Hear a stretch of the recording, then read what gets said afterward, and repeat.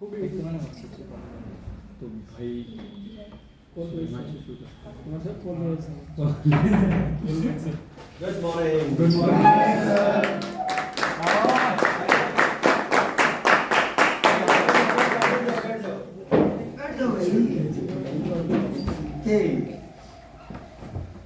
Good morning everyone. आज हम जो सेशन करने वाले हैं उसका बेसिकली एक टाइटल है योर क्वेश्चंस माय आंसर।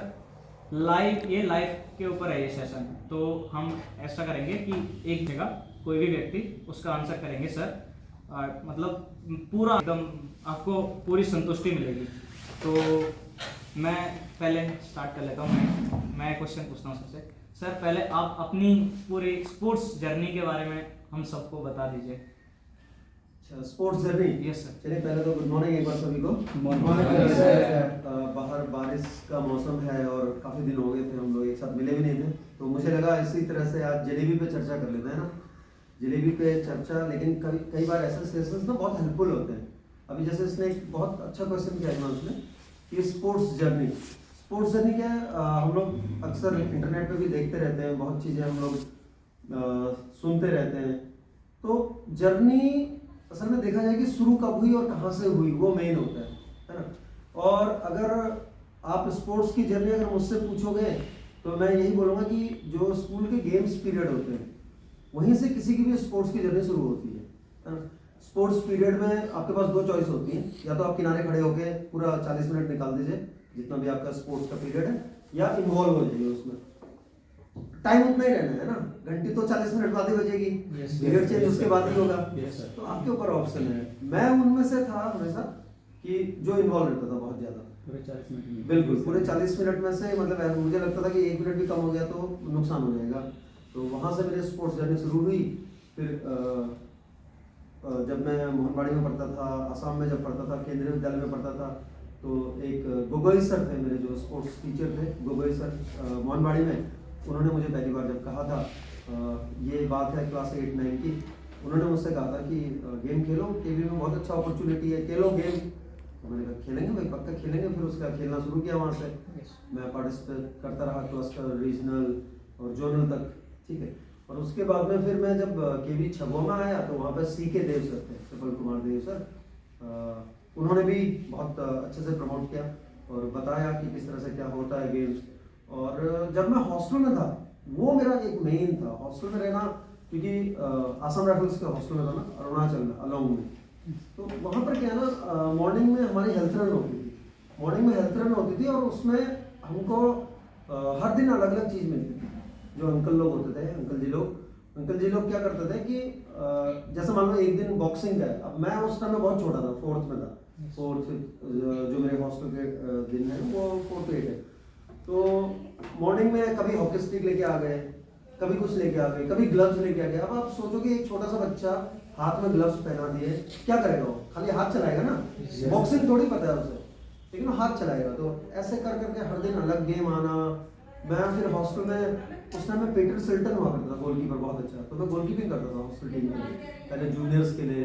लेकिन भैया लोगों से इतना कुछ सीखने को मिलता था कि भैया लोग हमेशा ये बोलते थे, देख कुछ भी हो जाए, हॉस्टल की टीम नहीं हारनी चाहिए भाई, है ना। ये रहता है ना, एक टसन रहती है। बिल्कुल एक टसन रहती है, और जो लाइफ में जरूरी भी लगती है मुझे। तो बोलते थे कि बस कुछ भी हो जाए। मुझे अभी भी याद है कि एक बार हमारे पास बॉल नहीं आई थी, और काफ़ी टाइम हो गया था बॉल आनी थी, क्योंकि फंड होता है उसके बाद में चलता है, वो सब चीज़ें हो रही थी। तो लेट हुआ, बॉल नहीं है, और बाहर से सिविलियन जो बाहर के लोग होते थे उनने मैच लगा लिया हमारे साथ। तब मैं जूनियर टीम में था। और हमने भैया लोगों ने मैच लगवा दिया, हमें पता भी नहीं। और उसके बाद हमको इकट्ठा करके और बोला मैच खेलना। हमने कहा भैया बॉल तो है ही नहीं। बोला बॉल नहीं है तो क्या हुआ, तुम्हारे पैर वैर तो है ही सबके, और जीतना है। तो हमने वो मैच भी जीता था, हालांकि बहुत वो पड़ा था, जीता था वो मैच। उसके बाद में ऐसा धीरे धीरे ग्रो करता चला गया।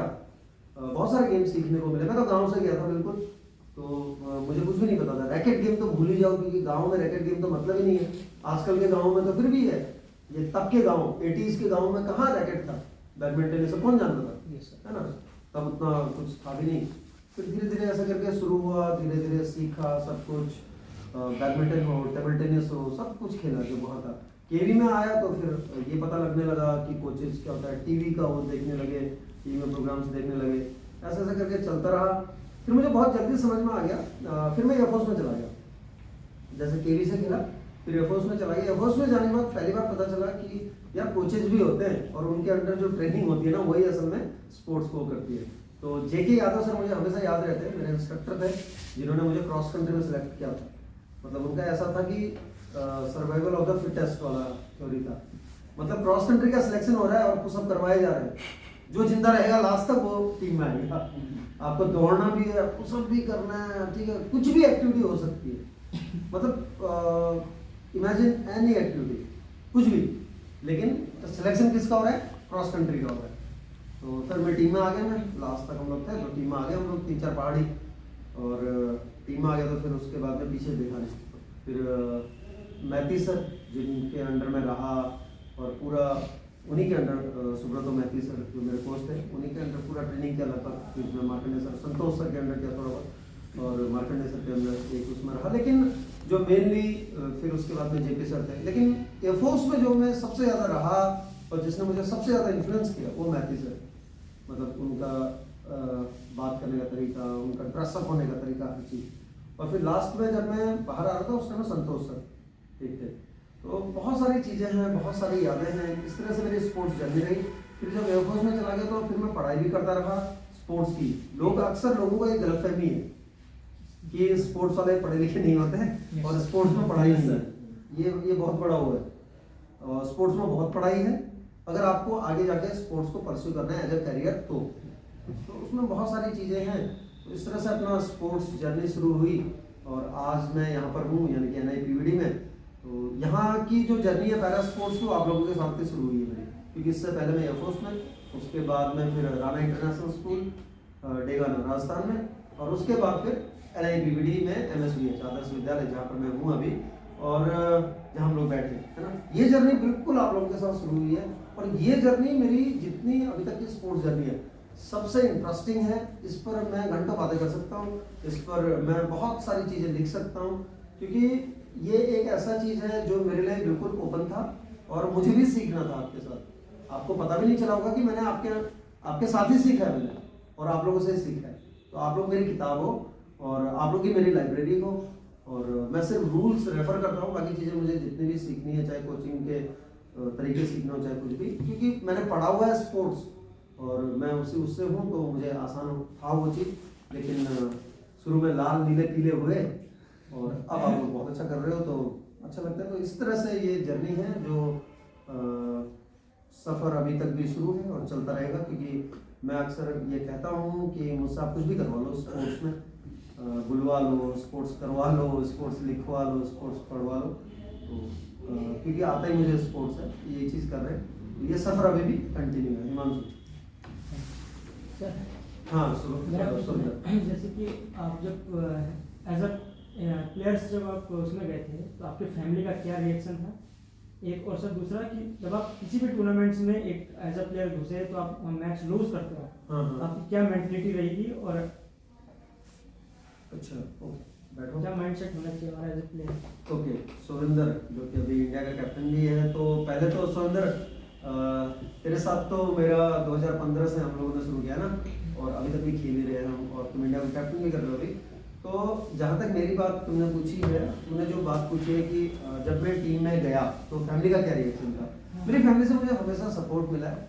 हालांकि जो अगल बगल के थे उन्होंने हमेशा बोला कि स्पोर्ट्स में क्या रखा है, छोड़ दे। जब मैं एयरफोर्स में था तब भी बोला, मैंने कहा नहीं, ये मुझे एक मेरी भूख को मिटाता है स्पोर्ट्स, और मुझे जिंदा रखता है। मेन ये है। आज भी जब मैं घर जाता हूँ तो मैम हमेशा, जब मैं ऐसे ढीला ढाला बैठा हूँ या कुछ भी बैठा तो मैम बोलते हैं जब ग्राउंड जाके आ जाओ एक चक्कर।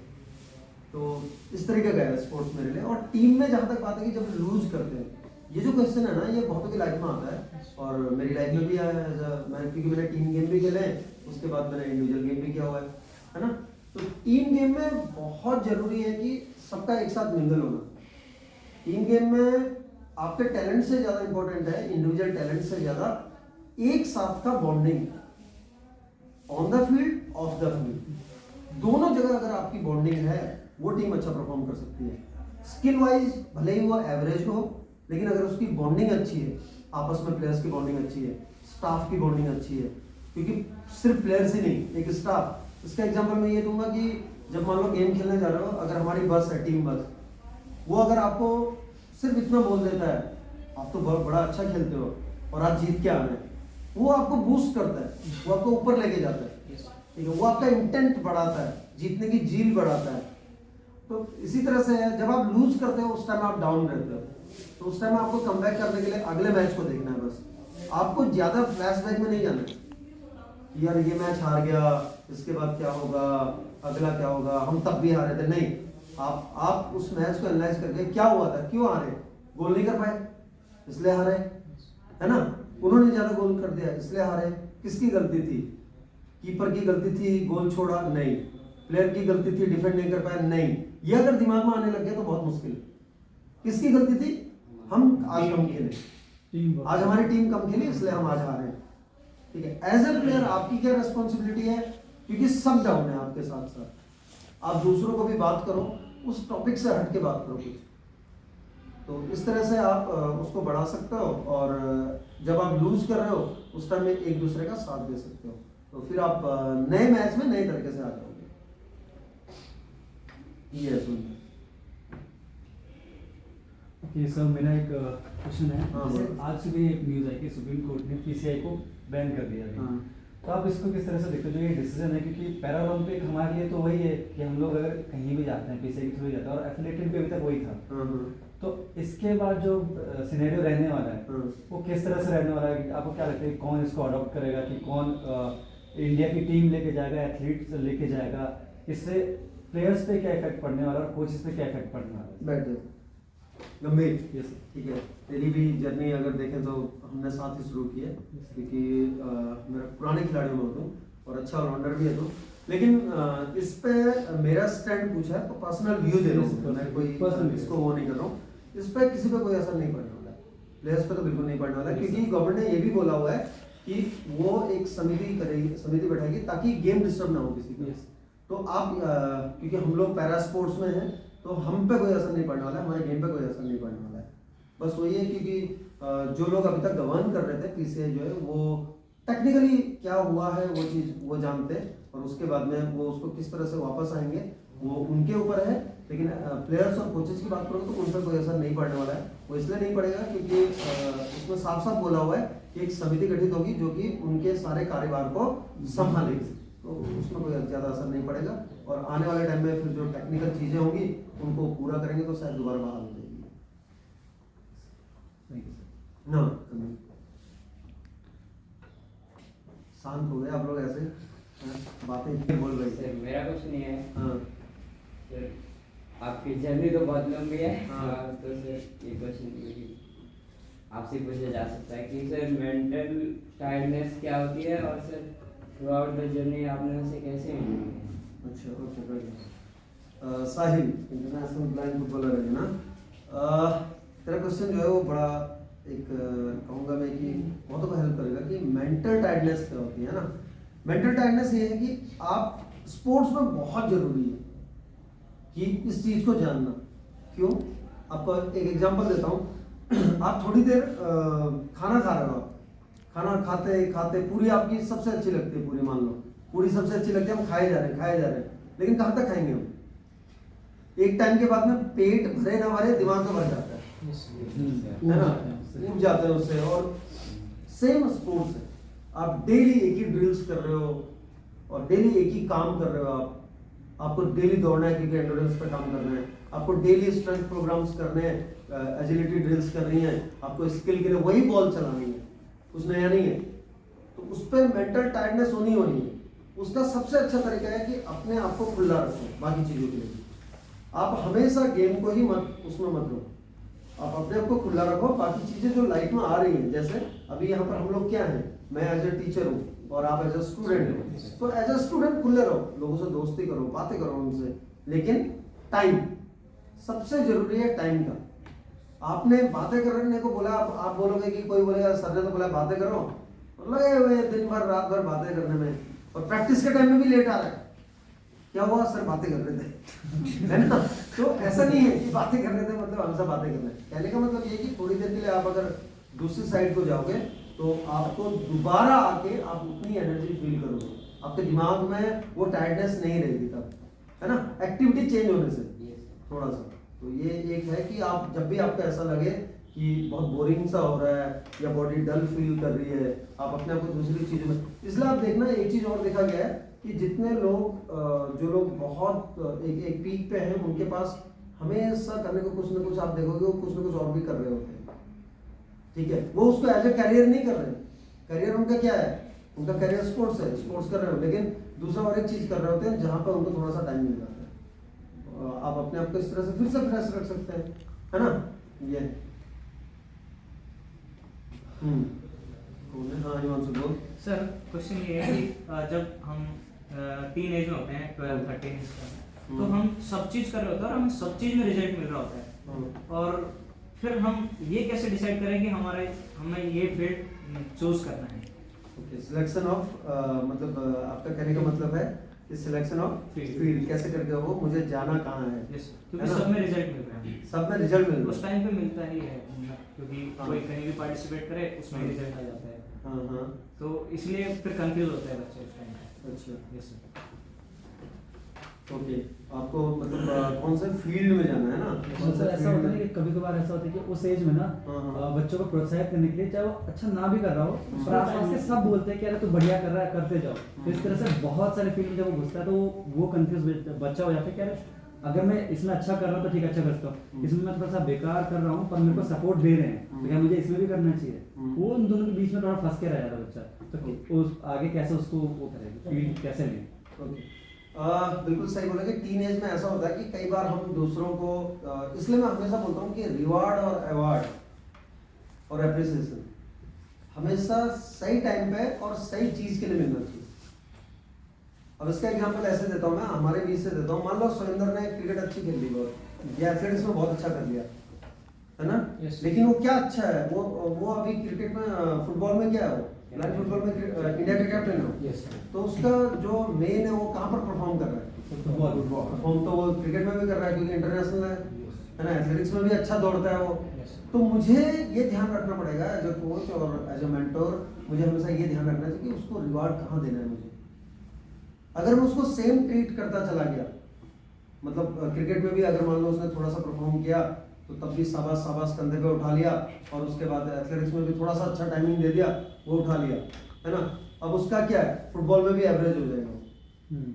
परफॉर्म तो हर जगह कर रहा हो, भाई आपको मेडल तो हर जगह दे रहा है ना, क्योंकि शाबाशी तो हर जगह, बिल्कुल शाबाशी हर जगह मिल रही है, एक जैसे मिले चाहे नीचे कर रहा हो चाहे ऊपर। बिल्कुल बिल्कुल। तो उस टाइम में आपको भी एज अ स्पोर्ट, पहले मैं मेरी तरफ से बता रहा हूँ कि मुझे ये देखना पड़ेगा कि मुझे कहाँ पे अवार्ड करना है उसे, कहाँ पर सिर्फ एक छोटी सी थपकी देके छोड़ देना है, और कहाँ पर उसको ज़्यादा अप्रिशिएट करके उसका जो लेवल है वो बढ़ाना है।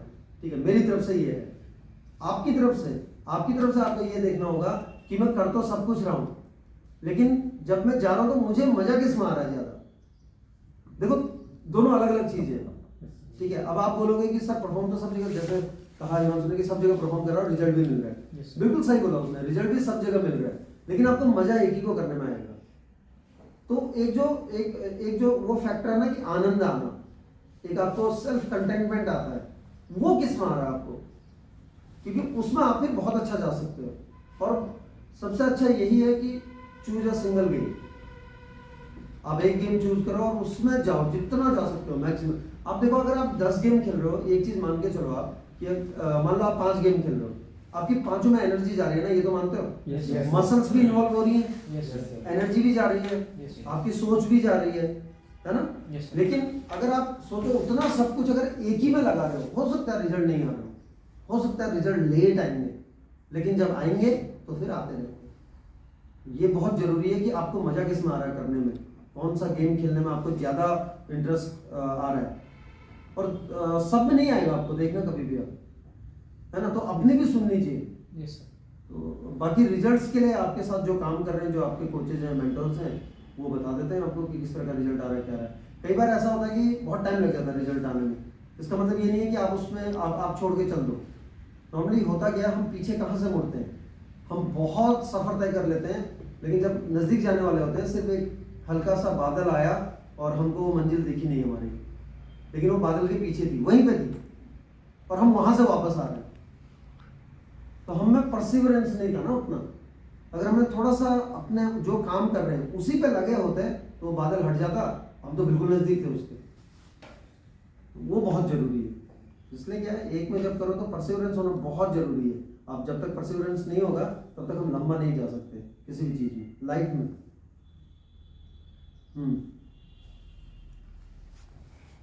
सर मेरा एक क्वेश्चन है हाँ। कि जैसे अभी हम बात करते हैं फील्ड को कैसे चूज करना है, ये तो खैर एक बच्चे के मतलब उनके कोचेस की भी बात हो गई, बच्चों की बात हो गई, बट जैसे एक जो नॉर्मल बच्चा जो देख सकता है, हाँ। फिर जो वीआई बच्चा है तो किसी भी उससे हैंडीकैप्ड है डिसेबल, जैसे अभी मैं अभी बीएड कर रहा हूँ तो हम लोग ये चीज़ें बताई जाएगी कि कैसे चीज़ों को देखना है, पर अभी मैं इससे ये पूछना चाहता हूँ कि ऐसे जो वीआई बच्चा है, क्योंकि जो नॉर्मल बच्चा हो तो देख के उसको पता चल जाएगा यार इसको ये चीज़ें देखने में या क्लियर करने में मजा आता है, फिर जो टोटली वीआई बच्चा है कि उसके इंटरेस्ट को कैसे पहचाने। बिल्कुल बताता हूँ आपको, बहुत ये तेरा अच्छा क्वेश्चन है और तुझे आगे भी काम आएगा, करियर में भी काम आएगा, एज अ टीचर और एज अ स्पेशल एजुकेटर भी काम आएगा। बिल्कुल सही कहा कि देख के पता लग जाएगा, लेकिन एक चीज अगर है, जैसे अभी यहाँ पे दो चीज है, क्योंकि जैसे स्पेशल बीएड कर रहे हो, जो वीआई है वो खुद भी नहीं देख सकता, मान लो उसके कंटेक्स्ट में ले रहा हूँ मैं, है ना, कि वो खुद भी नहीं देख सकता, लेकिन उसकी एक्टिविटीज को तो महसूस कर सकता है ना वो। तो आप देखना, मैं अब तुम्हारा और मेरा बताता हूँ, जैसे आप लोग हैं, आप लोगों का और मेरा बताता हूँ हमारा रिलेशन। आपको क्या लगता है, आपसे आप मुझे हर चीज बोल के बताते हो? नहीं बताते हो, है ना, लेकिन मैं आपके चेहरे को देख के समझ जाता हूँ कि आपको ये अच्छा लग भी रहा है या नहीं लग रहा है, और मैं तुरंत चेंज करता हूँ, तुरंत शिफ्ट करता हूँ मैं। आपको ये पता नहीं महसूस होता है या नहीं होता है, लेकिन आप देखना कभी भी मैं हर चीज पूछता नहीं हूँ आपसे, तो इसका मतलब क्या है, मैं सब कुछ जानता हूँ? नहीं। या इसका मतलब यह है कि मैं डंडे की चोट पर करा रहा हूँ? नहीं। इसका आंसर ये है कि आपके जो हाव भाव है, आपकी जो फीलिंग्स है, वो आपके चेहरे से झलकती है, बिहेवियर, बिल्कुल आपके बिहेवियर में आ जाएगी, आपके चेहरे से रिफ्लेक्ट होती है, रिएक्शन से वहां से रिफ्लेक्ट होती है, ठीक है। तो वो चीजें इजीली पता लग जाती है, और as a teacher, as a special educator आपको भी ये चीज आगे भी देखना होगा कि किस तरह से, क्योंकि पूरी क्लास का इंटरेस्ट लेना है आपको। यस सर, है ना, यस ये है। तो जैसे मतलब ये तो चलो हम जैसे अभी टीनेज की बात कर रहे हैं, हाँ। जब हम अर्ली चाइल्डहुड की बात कर रहे हैं ना सर, हाँ। 7 to 11 ईयर में, ठीक है। तो उस समय क्या होता है कि उस समय वीआई बच्चे तो बहुत ज्यादा कंफ्यूज होता है, हाँ। क्योंकि जो मैंने खुद भी फील किया है, हाँ। मैं उस समय के भी पूछा था कि उस समय क्योंकि बच्चा क्या है कि उसको अगर बॉल दे दो, हाँ। आवाज अच्छी आ रही है बिल्कुल। उसको बहुत मजा आएगा, हाँ। बैट दे दो तो वो भी घुमाने लग जाएगा, हाँ। तो क्योंकि उसके आसपास में जिस तरह के लोग रहेंगे ना उसको हाँ। उस हिसाब से वो गाइड करेंगे, बिल्कुल। कि यार क्रिकेट का ज्यादा माहौल है तो उसी तरह है, पर हमें फिर बाद में पता चलता है कि यार वो बस ऐसे खेला था, बाद में पता चल रहा है कि उसको किसी ने थोड़ी ये कहने कि यार पढ़ाई भी करनी चाहिए, अब उसने जो उसका इंटरेस्ट था वो भी छोड़ दिया, ना तो इधर करा ना उधर करा। बिल्कुल। तो ये जब अर्ली एज में होता है, बिल्कुल। ये कैसे? जब तूने बैट पकड़ा और जब बॉल पकड़ा, Yes, sir. वहां पर जो तुम्हें ऑब्जर्व कर रहा है उसकी रिस्पॉन्सिबिलिटी बन जाती है, क्योंकि वहां पर वो डिसीजन मेकर नहीं है, उसका जो ब्रेन है, जो माइंड है, वो भी एनालिटिकल नहीं हुआ है उस एज से, है ना। डिसीजंस कब आते हैं? जब हमारा माइंड एनालिटिकल हो जाता है, जब हम सोचने लग जाते हैं, उसके ऊपर हम कुछ विचार करने लग जाते हैं, वहां पर वो छोटा है। बहुत ज्यादा डिपेंड करता है वहां पर मेंटोर्स और जो माहौल की बात करी तूने, कि माहौल अगर ऐसा हो गया, डायरेक्ट असेसमेंट या तो अपने जो फैमिली मेंबर्स हैं उनसे, बिल्कुल बिल्कुल बिल्कुल, वो चीजें बहुत, आपका फ्रेंड सर्कल, यस सर, ठीक है, किस तरह का पीर ग्रुप है, क्योंकि कई चीजें ऐसी होती हैं जो हमको नहीं पता चल पाती, पता नहीं चल पाती, मतलब हम आपके साथ 24 आवर्स नहीं है। तो ये बातें आप देखना, हॉस्टल वालों में और जो घर से जिसकी अपब्रिंगिंग है, काफी दोनों में बहुत अंतर होता है, बहुत डिफरेंस होता है। वो चीजें उस टाइम में काम आती हैं। सर हाँ जैसे हमारी टीम है, सालों भर प्रैक्टिस करती है ना, हाँ और एक टूर्नामेंट्स में जैसे कि टीम रिजल्ट नहीं दे पा रही है, हाँ और पब्लिकली आजकल के टाइम में कि लोग लगभग कि बहुत ज़्यादा ट्रोल होते हैं players, जो भी होते हैं, बिल्कुल बिल्कुल। उस टाइम पे एज अ कोच या एज अ प्लेयर्स हाँ। हमारा क्या वो होना चाहिए, मतलब मेरा क्या स्टैंड होना चाहिए, हाँ। क्या मेंटालिटी होनी चाहिए? Yes. बैठो। बिल्कुल सही कहा कि हमारे यहाँ, अब मैं भी टीम का पार्ट हूँ, रिजल्ट पे डिपेंड करता है। बिल्कुल बिल्कुल, मैं भी टीम का पार्ट हूँ। अल्टीमेटली रिजल्ट डिपेंड करता है, रिजल्ट मैटर करता है हमेशा। एक मैच खेल रहे हैं तो उसमें ये नहीं देखा जाएगा आपने कैसे खेला है, क्या खेला है, उसमें ये देखा जाएगा जीती कौन थी और हारी कौन थी। कहते हैं लोग कि प्लेइंग पार्टिसिपेशन ज़्यादा इंपॉर्टेंट है करके, ठीक है, पार्टिसिपेशन उनके लिए ज़्यादा इंपॉर्टेंट है जहाँ पर नहीं चल रहा है, लेकिन जब आप गेम खेल रहे हो, जब दो टीमें आ गई टूर्नामेंट खेलने के लिए, मैच खेलने के लिए, तो इसका मतलब दोनों खेल के आई है ना, Yes. तो उनमें वो वाला फैक्टर तो खत्म हो गया कि गेम नहीं चल रहा है वहाँ पर, गेम चल रहा है। और जब साल भर चल रहा है तो रिस्पॉन्सिबिलिटी भी बढ़ती है, लोगों की उम्मीदें बढ़ती हैं। हम लोग क्या करते हैं ना उस टाइम में, हम लोग क्या होता है कि जब हम साल भर खेलते हैं तो हमें बहुत लोग देख रहे होते हैं, है ना, तो हम भी उनको देख रहे होते हैं। अब जब रिजल्ट आ गया, वाहवाही आ जाती है, तब हम खुश हो जाते हैं। लेकिन जब रिजल्ट नहीं आते, वही लोग हमसे क्वेश्चन करते हैं, भले ही वो प्यार से कर रहा हो, क्या हुआ भाई इस बार क्या हुआ यार नेशनल में, है ना, या जोनल में क्या हुआ आप लोगों को। तो हम वो चीजें ज्यादा सोचने लग जाते हैं। सबसे बेस्ट ये है कि आप अपना काम करते रहो, हारा तो भी ठीक है, जीता तो भी ठीक है, प्रोसेस पे ध्यान दो, यानी कि खेलने के उस पर। लेकिन अगर मैंने, आपको क्या लगता है कि अगर मान लो एक साल हम हार गए, अगर हम प्रोसेस छोड़ दें तो क्या अगली बार बेटर रिजल्ट आएगा?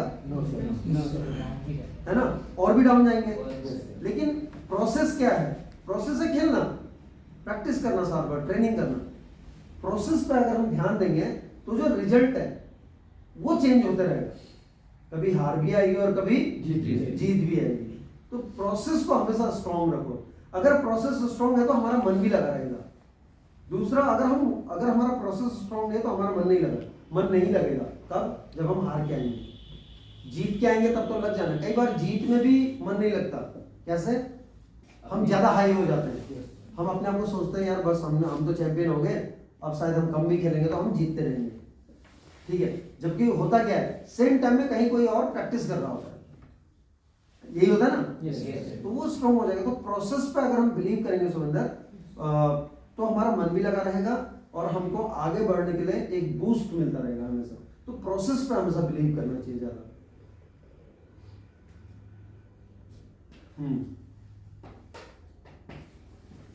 बाकी लोग थोड़ा सा शांत है, ऐसा लग- और हमारे 2 से 3 प्लेयर सिलेक्ट होते हैं हाँ। और एक प्लेयर नहीं हो पा रहा है किसी हाँ। कारण से। हाँ। तो उस टाइम एज अ कोच या ट्रेनर क्या वो होती है, मतलब उनकी फील अपने अंडरस्टैंडिंग। ये तो मुझसे ही पूछ ले, है ना। डायरेक्टली मेरे ऊपर आ गया प्रश्न।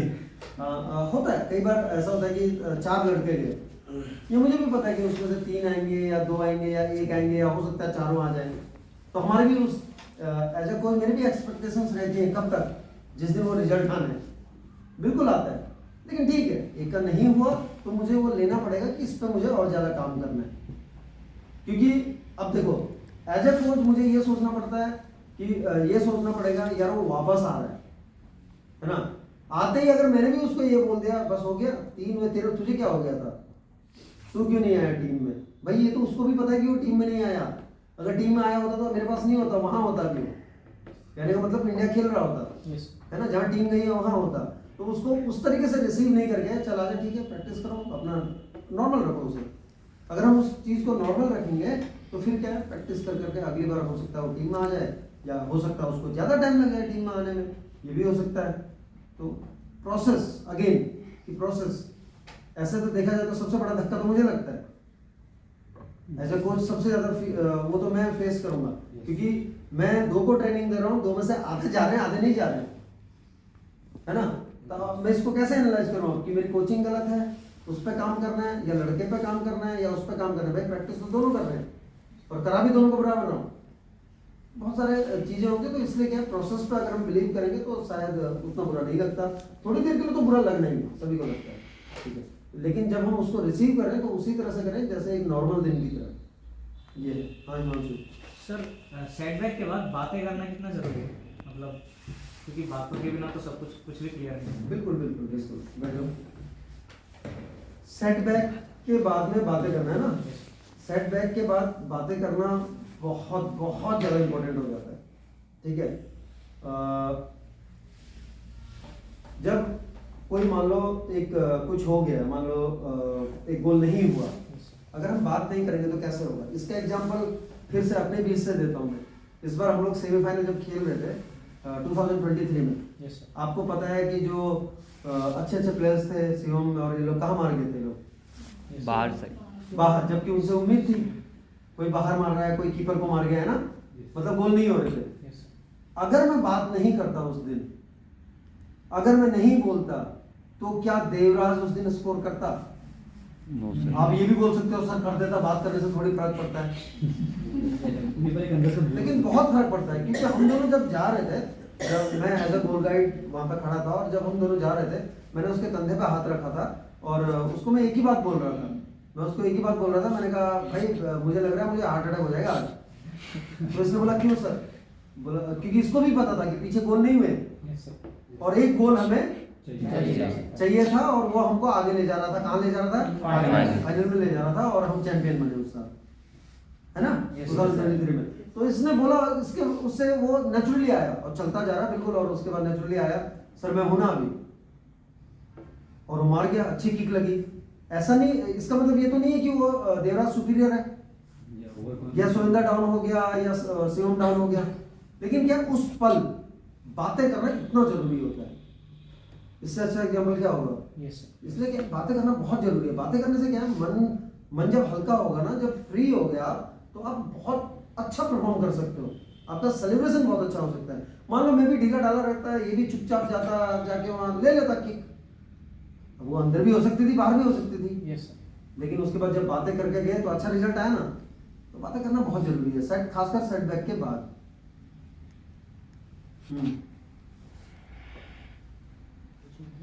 फोकस्ड है या वो तो है ही है। हाँ बोलो, चलो जाओ। सर जब हम 2023 में नेशनल खेल रहे हैं, हाँ। जब हम चैंपियन बने, तो आपको उस टाइम क्या कर रहा था? गर्ल्स भी फर्स्ट टाइम परफॉर्म कर रही थी नेशनल में और फर्स्ट टाइम ही चैंपियन बने, तो आपको मतलब कैसा लगा उस टाइम? क्या फीलिंग रही आपकी? फीलिंग, अब जीतने के बाद तो क्या फीलिंग होगी, सभी को पता है ना? जिसके लिए बता रहा हूँ मैं, जीतने के बाद तो सभी को पता है फीलिंग। जीने के बाद, जब जीतने के बाद जीने का सलीका तरीका तो नहीं बदलना चाहिए, है ना, लेकिन जीतने के बाद जीने में आनंद आता है, और क्या सबसे बड़ी बात। और दूसरा क्या है कि अब जैसे तूने 2023 की बात की, अगर हम 2023 की बात करें तो हमारे लिए वो बहुत ही एक तरह से हमारे संस्थान के लिए बहुत कामयाब साल है वो, हमारे लिए, हमारे संस्थान के लिए। हम लोग एटलीस्ट अपने संस्थान को दे पाए बहुत कुछ, हम इंडिया को बहुत कुछ दे पाए 2023 में, अगर हम थोड़ा सा एनालाइज करें तो। और जहाँ तक पर्टिकुलर उस नेशनल की बात है तो मैं एक अलग उसमें था बिल्कुल, क्योंकि मैं 2 टीमें हमारी गई थी, मैन वुमेन। कैसे गए थे आप लोगों को पता है ना, वो विकलांग कोच, दिव्यांग नहीं लिखा रहता उसमें। हाँ, कहीं आप लोग मुझे फिर बोलो कि सर आप विकलांग बोल रहे हैं, उसमें विकलांग कोच ही लिखा रहता है, आज भी विकलांग कोच ही लिखा रहता ना। Yes sir. तो उसमें जो लिखा हुआ था, उसमें जाना बिना रिजर्वेशन के, है ना, कंफर्म नहीं हो पाया था, फिर वापस भी वैसे ही आए हम लोग। लेकिन आपको क्या, अब आपसे अगर मैं पूछूं कि आपको थकान हुई थी आते वक्त? No sir. क्योंकि हमारे पास ट्रॉफी थी, 2-2 हम जीते हुए थे, तो हम फ्री थे बिल्कुल। जाते वक्त हमें थकान जरूर हुई थी, लेकिन मैच बाय मैच मुझे वो थकान निकालनी थी। मुझे पता था मेरे प्लेयर्स थके हुए हैं, और ज्यादा टायर्डनेस है, मेंटली टायर्ड है, वो फिजिकली टायर्ड है, क्योंकि जर्नी कैसी रही थी मुझे पता है। लेकिन जैसे मुझे तो वो चीज आपसे पहले निकालना था। धीरे धीरे जब हम मैच बाय मैच बढ़ते चले गए, आप लोगों से बातें होती चली गई, जब सोना मैम के थ्रू बातें होती थी, और उसके बाद में मैं उनको बोल, क्योंकि दूर थे तो ऑनलाइन रख लेते कि सुनते रहो, ताकि आप लोग ये लड़के हम एक साथ बैठ जाते। मैन की टीम थी, है ना, तो धीरे धीरे मुझे पता था मेरी टीम, मैन की टीम का मुझे पता था। लेकिन टूर्नामेंट खेलना एक बहुत अलग बात है, और आपको कोई जरूरी नहीं है कि आपको, अगर आप देखोगे तो उसके बाद चारों लोग एपीजी भी खेल के आए, 4 प्लेयर, है ना। लेकिन इसका मतलब ये नहीं है कि आपका पक्का है कोई चीज। टूर्नामेंट में कब किधर को स्विंग हो जाए ना, कोई नहीं जानता। लेकिन गर्ल्स भी देखो अच्छा खेले तो नेशनल चैंपियन, दोनों में हम नेशनल चैंपियन बने, मैन वुमेन दोनों ट्रॉफी उठा के ले आए, दोनों चैंपियनशिप ले आए। तो वो साल तो अब आप समझ सकते हैं, एज ए कोच, मतलब एक सफल कोच कहूँगा मैं उस टाइम के लिए, उस साल के लिए। लेकिन अब इस साल दूसरा है, 24 भी बहुत अच्छी शुरुआत हुई है। अब देखते हैं आगे क्या होता है, कहाँ तक होता है। 2023 की जो बात करी है वो बहुत अल्टीमेट फीलिंग थी। वो तो खैर मतलब एक्सप्रेस करने अगर बैठेंगे उसको, तो एक एक पल याद दिला सकता हूँ मैं उसका, एक एक लम्हा याद दिला सकता हूँ। वो तो बहुत ही अलग साल था एक 2023, लेकिन अब नया साल शुरू हो गया, है ना। ये है 2023 का। सर मेरा एक क्वेश्चन है हाँ। कि जैसे 2015 में आपके पास एक ही लड़का था जो इंटरनेशनल निकला था, उनका वो 1 से जब आप उसमें अपने क्या 0 जोड़ा ना, तो 1 से जब वो 10 हुए, 2023 से 2024 तक की बात कर रहा हूँ मैं, सिर्फ अभी फुटबॉल की पूछ रहा हूँ। उस जर्नी में कितना मजा आया, क्योंकि हम लोग आपके साथ ही प्रैक्टिस करते हैं। मैं चाहता हूँ बाकी लोगों को भी आप बताओ कि उसमें कैसा, वो क्या फीलिंग थी, क्या मजा आया उसमें, पर कैसी थी वो फीलिंग कि एक या आज उस सन 2015 में एक खेला था और आज ऐसा है कि कम से कम 10-11 लोग ऐसे हैं जो इंडिया इंटरनेशनल खेल रहे हैं और इंडिया को रिप्रेजेंट कर रहे हैं और अच्छा कर रहे हैं। और अब इसी की वजह से देहरादून को हम लोग उत्तराखंड को फुटबॉल का गढ़ भी कहते हैं ब्लाइंड फुटबॉल में। तो उसके पीछे की जो फीलिंग है और जो स्ट्रगल है सर वो किस तरह से रहा, वो कैसा रहा? स्ट्रगल तो देखो, अगर 2015 की बात करोगे तो मैं बिल्कुल ब्लैंक था, मैं खुद ही ब्लैंक था। 2015 में जब मैं गया था, मैं एज एन एस्कॉर्ट गया था, Yes. है ना, एज एन एस्कॉर्ट गया था RSC कोच्चि, और वहीं पर मुलाकात हुई सुनील सर से। बल्कि सुनील सर से पहले मुझे MC रोहित सर मिले, क्योंकि छोड़ने के लिए आए थे, जहाँ पर हम लोग गए थे, मेरे साथ पंकज और अश्विनी थे, और जिसमें से पंकज गया था टोक्यो खेलने के लिए, है ना। तो जब वो खेलने के लिए गया था, अश्विनी वापस आ रहे थे, अश्विनी और मैं वापस आ रहे थे। मैं उस टाइम में ऑलमोस्ट 2 महीने वहाँ रुका था एज एन एस्कॉर्ट, 2 महीने वहाँ रुका था, और मैं ग्राउंड में एंटर नहीं करता था, बाद में एंटर करने लगा लास्ट के 15 डेज ऐसे कुछ, तब क्योंकि मैं टीम में था नहीं, एज एन एस्कॉर्ट गया था। तब से फिर वो जर्नी शुरू हुई, और जब वापस आया तो रेजिडेंशियल सेटअप है हमारा, संस्थान का सपोर्ट है, सब कुछ है ना, आप लोग मेहनत कर रहे हो, तो फिर अगर यहाँ परफॉर्म नहीं करेंगे तो क्या करेंगे। जहाँ तक तुमने बात कही कि वो एक जर्नी, वो जर्नी गंभीर, उस जर्नी को तो क्या बोलूँ मैं, मतलब वो एक ऐसा पथ है, ऐसा पाथ है जहाँ पर हर कदम पे एक माइलस्टोन है ना। जब आप 0 से शुरू करते हैं तो आपका हर कदम एक माइलस्टोन होता है, कि अपने हर एक कदम आपका अचीवमेंट है, हर एक कदम आपका अचीवमेंट है। और अचीवमेंट किसी एक का नहीं होता, वो एक मिल के आता है, एक टीम काम कर रही होती है उसके पीछे, तब जाके वो अचीव होता है, तब जाके वो अचीवमेंट्स आते हैं। आज अगर देहरादून, जैसे कि कहा तूने कि क्या बोलते हैं, ब्लाइंड फुटबॉल का गढ़ बोलते हैं हम इसे, ब्लाइंड फुटबॉल ही क्यों, आप बाकी गेम में भी देख लो, है ना, हर गेम में लगभग, जहाँ तक VI की बात है तो परफॉर्म कर रहे हैं हम लोग। तो ये क्या है, ये हम लोग रेगुलर प्रैक्टिस कर रहे हैं, आप कर रहे हो, हम कर रहे हैं, हॉस्टल है वहाँ, जो स्टाफ है वो है, स्कूल है, स्कूल का वो रहता है, और इंस्टीट्यूट का वो रहता है, तभी जाके ये चीज़ें आ रही हैं।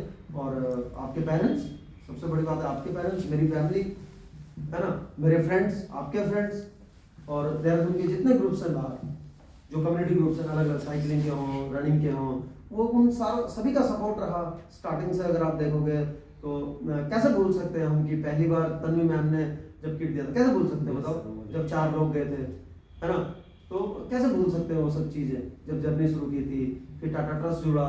तो ये एक जर्नी है पूरा। सबोध सर हमेशा साथ में रहे, फिर प्रणव देखो कितने लंबे टाइम तक साथ में रहा, मतलब जब भी बुलाओ तब आ जाएगा उसके पेरेंट्स।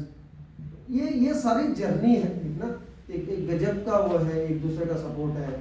जितना ये सब चीज़ें करते हैं, आज भी हमसे बहुत नए लोग जुड़े, तो ये जर्नी है।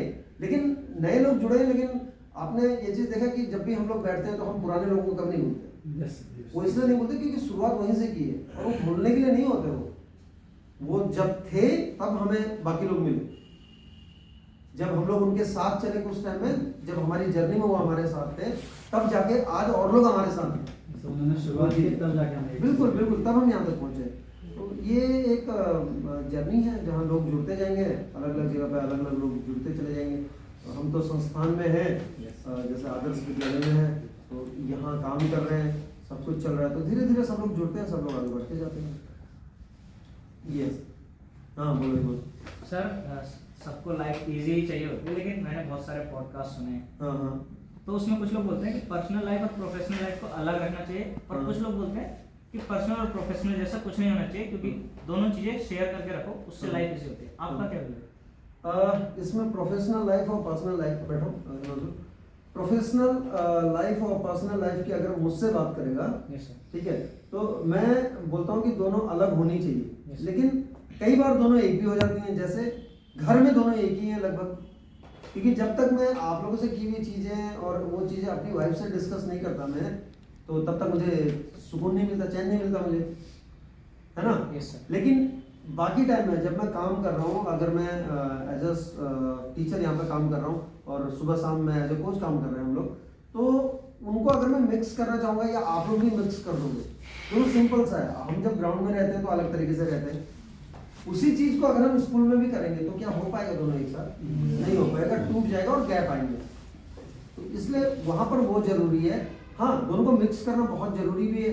घर में अगर मैं बात नहीं करूँगा तो कई बार सॉल्यूशंस नहीं मिलते हैं, तो वहाँ पर मुझे बात भी करनी पड़ती है घर पे। लेकिन स्कूल में है तो स्कूल में फिर अलग उससे रहते हैं, तो दोनों चीज़ें हैं उसमें।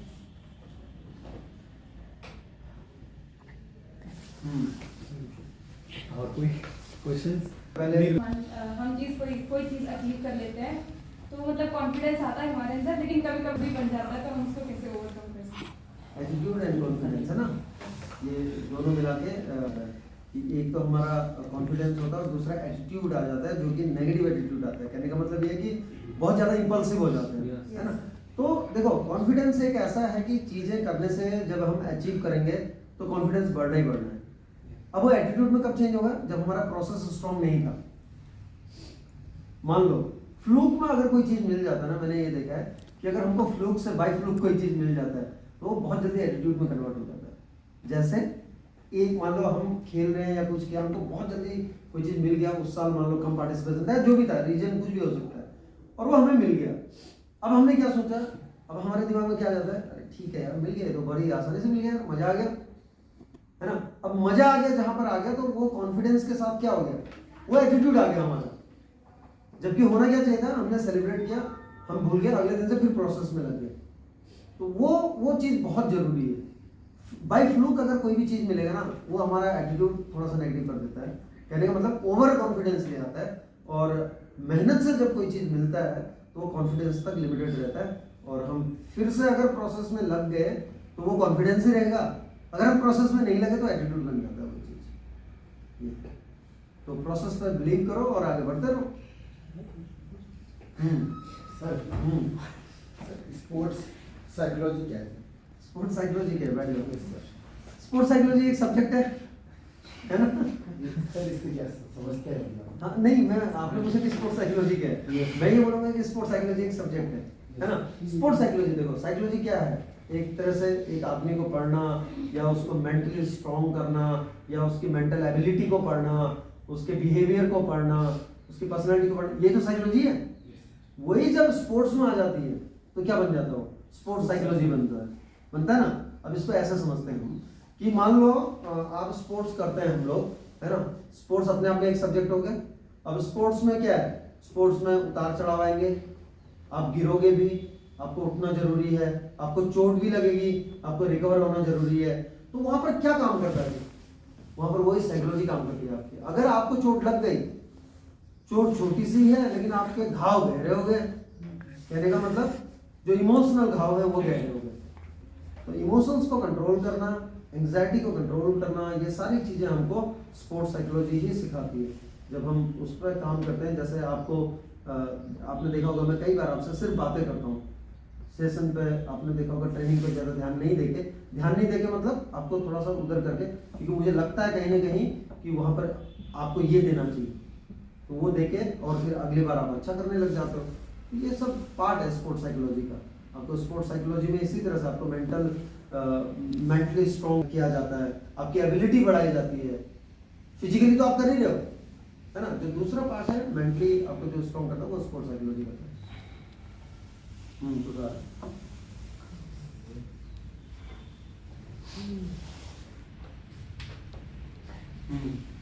ना थोड़ा कम कर देंगे तो सर उसमें आपका कोच सर का क्या कहना है? ये तो तुम लोगों ने इंटरव्यू बना दिया मेरा यार। बैठो, तो कोच सर का क्या कहना था? Yes sir. कोच सर का कुछ नहीं कहना था। सर उन्होंने आपको तो ये नहीं बोला कि ये थोड़ा नहीं, जब मैं लास्ट में जब मैं स्पोर्ट्स को मतलब एज ए प्लेयर जब मैं ड्रॉप कर रहा था, तो उस टाइम में मुझे याद है अभी भी, जब मैं डिप्लोमा करके आया था तब भी मैं अच्छा कर रहा था, लेकिन उस टाइम में संतोष सर मेरे जो कोच थे, उस टाइम में संतोष सर थे बेंगलोर में। तब मैंने लास्ट डे भी स्पीड वर्क करके तब ड्रॉप किया था मतलब तब मैंने छोड़ा। तो कोच ने कहा क्यों इतना जल्दी वो कर रहे हो? तो मैंने कहा नहीं सर, अब बस हो गया, थोड़ा पढ़ाई वढ़ाई करेंगे, बस हो गया।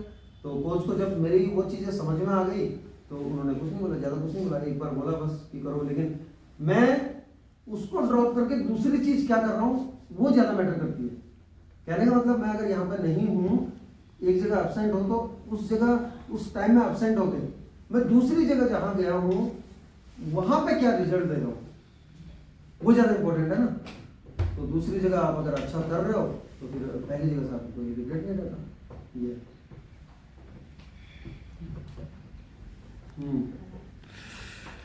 हाँ बोल बोल बोल बोल। सर किसी भी फील्ड में हम कुछ कर रहे हैं तो हाँ। हमें कब तक अनसक्सेस होने का वेट करना चाहिए उसके बैकअप को यूज करने के लिए? उसके बैकअप मतलब हमें किसी चीज का बैकअप जैसे Backup। लाइफ में समझ लो। पहली बात तो ना, अगर हम बैकअप प्लान लेते हैं ना, जैसे लोग बोलते हैं प्लान बी, यस सर। अगर आप प्लान बी लोगे ना, वो आपके सक्सेस में सबसे बड़ा रोड है। बताता हूँ क्यों। Yes sir. वहां पे ना हम रिलेक्टेंट हो जाते हैं बहुत। क्यों? ये नहीं क्योंकि हमको पता है ये नहीं हुआ तो वो तो है ही है। तो आपको क्या लगता है हम अपना 100% दे पा रहे हैं उसको? नहीं दे पा रहे। दूसरे को भी सोच रहे हैं। हाँ, दूसरे का भी सोच रहे हैं हम। इसलिए क्या है, एक चीज पे जाओ। जैसे आप लोग कमांडोज देखते हैं, हम लोग उनका ट्रेनिंग बहुत डिफरेंट है, बहुत ही अलग है। मारना है तो मारना है, वार करना है तो करना है। वहाँ पे सामने अगर एक टारगेट दिया हुआ है तो खत्म करना है तो करना है, ठीक है। सेकंड थॉट नहीं आता उसका, अगर उसने वार किया तो, अगर उसके बाद मैं क्या करूंगा, मैं कहाँ भागूंगा? नहीं, मेरा टारगेट है वो, उसका टारगेट मैं नहीं हूँ। मेरा टारगेट वो है, उसका क्या टारगेट है मैं भी सोचूं, है ना। तो प्लान बी जहाँ पर हम लेके चलते हैं ना, तो वो ऑटोमेटिकली, मतलब ह्यूमन टेंडेंसी है ना, यस सर। तो रिलेक्टेंट हो जाते हैं हम कहीं ना कहीं। अगर कोई कितना ही कह ले कि नहीं नहीं ऐसा नहीं होता, ये होता है, लेकिन कहीं ना कहीं लगता है कि चलो ठीक है यार, ये नहीं हुआ तो ये तो है ही है मेरे पास, है ना। अक्सर आपको लोग ये बातें करते हुए दिख जाएंगे। एक तरफ वो बोलते हैं कि हमने गोल सेट किया है और वो कर लेंगे, दूसरी तरफ बोलते हैं अरे कोई बात नहीं, ये है तो मुझे तनख्वाह तो मिल ही रही है, यानी कि एक तरफ से तो आ ही रहा है। तो बैकअप आप लेके चल रहे हो तो आप उस पर भी मेहनत नहीं कर रहे हो। जहाँ आपको जाना था, जहाँ आपको 100% देना था, वहाँ 80%, सिर्फ 80% तक जा पा रहे थे। 81 में आपको सक्सेस मिलनी थी, लेकिन आप 80 पे लटके पड़े हो। क्यों? क्योंकि आप 79 पीछे का सोच रहे हो, मतलब 79 प्लान बी सोच रहे हो, है ना। जबकि सक्सेस कहाँ पर है? 80 पे आप वही हो, 81 पे सक्सेस है। तो ऐसे लटके रहते हैं, फिर हम एवरेज हो जाते हैं। ये सर मेरा एक क्वेश्चन है कि बहुत सारे जो प्लेयर्स हैं ना, तो उनमें से मैं भी एक हूँ कि हम लोग जो फिजिकली जो हमें वो होता है ब्रेक डाउन होता है कि फिजिकली चलो ठीक है हम रिकवर कर लेंगे, पर जब हम स्पोर्ट्स के दौरान या बाकी चीज़ें भी जो भी होती हैं उसमें जब हम इमोशनल ब्रेक डाउन होता है उस चीज़ से कैसे बाहर? क्योंकि फिजिकली तो हमें पता है कि हम रिकवर हो जाएंगे, इतने टाइम से खेल रहे हैं, हमें कितना कितना लगना है, बट इमोशनली का हमें पता नहीं चलता, जिसकी वजह से हम लोग का शायद से जो प्रोफेशनल, यस सर, प्रोफेशनली भी और इमोशनली भी हम बहुत डल हो जाते हैं उस सब चीज़ों में। उस चीज़ से हम बाहर कैसे आए? बिल्कुल, जो इमोशनल इम्बैलेंस है ना, यस सर, इमोशनल इम्बैलेंस बोलेंगे उसको, ठीक है। इमोशनल इम्बैलेंस या इमोशनल ब्रेकडाउन है ना। इमोशनल ब्रेकडाउन कब आता है? इमोशनल ब्रेकडाउन आएगा जब या तो आपको सक्सेस नहीं मिल रही होगी, या आपको बहुत लेट हो गया होगा, आपके साथ वाला कोई आगे निकल गया। सबसे ज्यादा वहां पर आता है ना, आपके साथ वाला या आपके बाद वाला आगे निकल सही गया। आता है कि मैं बहुत टाइम से कर रहा हूँ, हाँ। ठीक है। अब मतलब जैसे मैं अपने टीम का ही बता रहा हूँ, मतलब मैं अपने जैसे हाँ, हाँ, हाँ, है बिल्कुल, ना, बिल्कुल। तो मैं लंबे टाइम से खेल रहा हूँ, बिल्कुल। मुझे ऐसा कभी कभी लगता है कि यार ठीक है मैं पिच पे जा रहा हूँ, क्रिकेट खेल रहा हूँ, अगर मैं दो मन में ख्याल आता है, एक तो मैं या तो खुल के खेल लूँ, फिर उसमें एक और ख्याल आता है अगर मान बाई चांस मैं आउट हो गया उसके बाद मेरी टीम का क्या होगा। और ये वाली चीजें तो मैं तब अपने टीम के लिए और अपने सोच रहा हूँ, पर बाहर जो सिलेक्टर है उनको नहीं पता वो सब चीजें, उनको लगता है कि यार यार तुम क्यों नहीं खेल रहे हो ये सब चीजें, तुम्हें खेलना चाहिए, तुम्हें चढ़ के खेलना चाहिए। अब अगर मैं चढ़ के खेलूं और उसमें एक दो मैच में लॉस कर जाऊं तो मेरी वजह से पूरा टीम का हो जाएगा। तो तू लूज देख के चल रहा है ना। हाँ, तो मतलब वहीं पर तेरा डिसीजन गलत हो गया। Yes sir. तो तुझे मेंटली इतना स्ट्रांग होना कि मुझे खेलना है, मेंटली इतना स्ट्रांग होना कि मुझे खेलना है। तेरे उसमें, क्योंकि सेकंड थॉट क्या है यहाँ पे तेरा बैकअप क्या है कि अगर मैं आउट हो गया तो क्या होगा, टीम का क्या होगा, ये तेरा सेकंड थॉट है, ठीक है। ये सेकंड थॉट है जहां पर तेरी अपनी खुद की कैपेबिलिटी डाउन हो रही है या ब्लॉक हो रही है, यस सर। ठीक है। जबकि अगर तू जाके तू सिर्फ ये सोचे कि मुझे मारना है 100, मुझे 100 मारना है, उसमें अगर तू आउट हो जाता है चलेगा। लेकिन अगर तू अंदर जा रहा है, दोनों को समझने की कोशिश करना, तू अंदर जा रहा है, तू ये सोच के बैट उठाया तो ये सोच के जा रहा है यार 100 तो मैं मार दूंगा, लेकिन अगर मैं आउट हो गया तो क्या होगा। आउट तो 100 मारने के बाद भी हो रहा है। तो हमेशा ये रखना पड़ेगा, हमको क्लैरिटी ये रखना पड़ेगा, मुझे 100 करना है यार, कुछ भी हो जाए मुझे 100 करना है। अब उसमें मुझे 100 करने का प्रोसेस क्या है? बॉल को फेस करना है, गैप में मारना है, फील्डर को बीट करना है, जो रनर आएगा उसके साथ तेरी तालमेल अच्छी होनी चाहिए, है ना। तालमेल मतलब जो तेरा पार्टनर है भाई, नहीं तो रन आउट होता रहेगा। लेकिन अगर तू दूसरा थॉट तेरा ये है कि मैं 100 तो मार दूंगा, हाँ। लेकिन अगर आउट हो गया तो आधा तो तू वहीं पे ले गया, तेरे 50% वहीं पे डाउन हो गया। तो इसलिए क्या है, वो टारगेट लेके चल कि मुझे खेलना है मतलब मुझे 100 करना है, मुझे 10 ओवर में 100 करना है, या मुझे 8 ओवर में 100 करना है। 100 अगर तेरा हो जाता है उसके बाद में उसको बढ़ा फिर कि मुझे 150 करना है अगले 5 ओवर। Yes sir. सर ये तो बात रही मतलब स्पोर्ट्स में या पर्टिकुलर गेम की, ठीक है। गेम के अंदर की। ठीक है। बाकी चीज़ों में इमोशनल कुछ भी चीज़ होती है, क्योंकि सर किसी भी चीज़ में ना मतलब इमोशनल जो ब्रेकडाउन है वो इफेक्ट करता है। बिल्कुल। उन सब चीज़ों से कैसे बाहर आएंगे? ये उन सब पर्टिकुलर चीज़ों के लिए यही है कि जिंदगी में एक कोई ऐसा आदमी होना चाहिए, एक चाहे वो दोस्त भी हो सकता है तुम्हारा, वो तुम्हारा रिलेटिव हो सकते हैं, वो पेरेंट्स हो सकते हैं, एक आदमी ऐसा रखो जहां तुम बिना शर्तों के बात कर सको, जिससे जो तुम्हें बिना एसेस किए हुए तुम्हें सुन सके। जिंदगी में एक ऐसा दोस्त हो चाहे कोई भी हो, ये जरूर रखो ऐसा। वहां पे क्या होगा ना, वहां पे तो उसको बोलने में झिझकेगा नहीं, तो तेरे जितने मन के इमोशंस हैं, जहां तो ब्रेकडाउन हो रहा है, जो चीजें तुझे तोड़ रही है, वो बाहर आ गई, और वो चीजें बाहर आ गई तो क्या हुआ, तो फ्रेश हो गया, है ना। लेकिन अगर तेरे अंदर ही है वो, तू किसी को बोल ही नहीं पा रहा है वो चीज, वो तुझे अंदर ही अंदर खा रही है, अंदर ही अंदर तुझे और तोड़ रही है, तो मजबूती कहां से आएगी? इमोशनली वहां से ब्रेक होता है आदमी। मैं तेरी बात को समझ रहा हूँ, इमोशनली वहां से ब्रेक होता है लाइफ में। एक कोई ऐसा रखो लाइफ में जो तुम्हें बिना किसी शर्त के एसेस कर सकता है, जो तुम्हारी बात फिजूल में भी सुन सकता है, जो तुम्हारी बात को घड़ी ना देखे। ठीक है, तुम बात कर रहे हो तो तुम कुछ भी बता दो, तुम हो सकता है बहुत फिजूल बातें कर रहे हो, लेकिन वो सुन रहा है और तुम्हें एसेस नहीं कर रहा है, क्या बेवकूफ की तरह बात कर रहा है, ये कोई ऐसा थोड़ी होता है, वैसा थोड़ी होता है, वो सुन रहा है बस। हाँ ठीक है, ठीक है, ठीक है, अब ठीक है में देख कितना कैजुअल है, ठीक है, वो कुछ बोल थोड़ी रहा है, लेकिन सुन रहा है।